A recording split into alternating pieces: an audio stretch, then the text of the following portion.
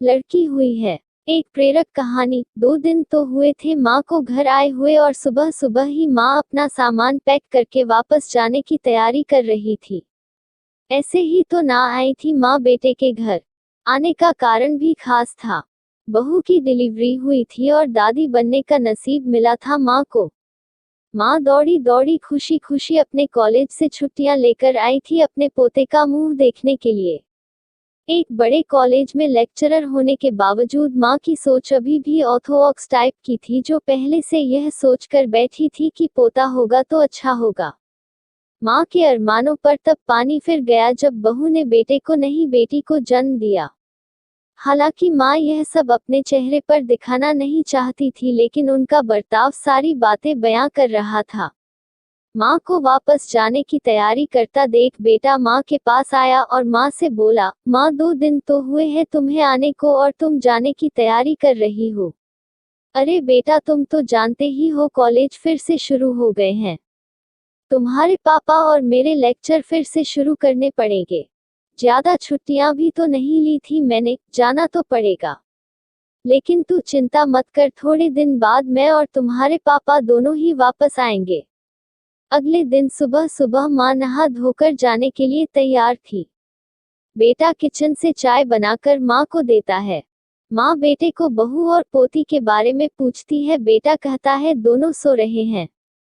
माँ बेटे से कहती है, खुशी की बात है बेटा, तेरे यहाँ लक्ष्मी ने जन्म लिया है, लेकिन मेरी मानो तो अब तुम और बहू मिलकर एक और बच्चा प्लान कर लो ताकि तेरी फैमिली पूरी हो जाए। हो सकता है मेरी बातें तुम्हें पुराने जमाने की लगे, लेकिन थोड़ा प्रैक्टिकल होकर सोचो। बेटा अच्छे से जानता था कि माँ जो कह रही थी और जो कहना चाहती थी वह बातें दोनों ही बहुत अलग थी। बेटे ने अपने जेब से अपना मोबाइल फोन निकाला और उसमें कई मैसेजेस माँ को दिखाए और बोला, देखो माँ तुम्हारी बात तुमसे पहले यह दर्जनों लोग मुझे मैसेज में कह चुके हैं। हर कोई डायरेक्टली या इनडायरेक्टली मुझे यही कहने की कोशिश कर रहा है कि बेटा होता तो अच्छा होता, या फिर आगे बेटे के लिए ट्राई करो। माँ तुम चाहे मुझे जो भी समझाने की कोशिश करो, लेकिन मैं यही कहूंगा कि तुम और पापा दोनों ही अभी भी पुराने सोच को पकड़े हुए हो।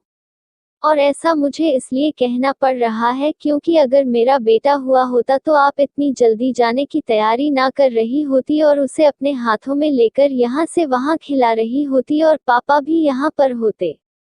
21वीं सदी में जी रहे हैं हम, फिर भी ऐसी मान्यताएं। और आप दोनों से मुझे यह उम्मीद ना थी। आप हजारों बच्चों को लेक्चर देते हो और खुद इस तरह के विचार रखते हो।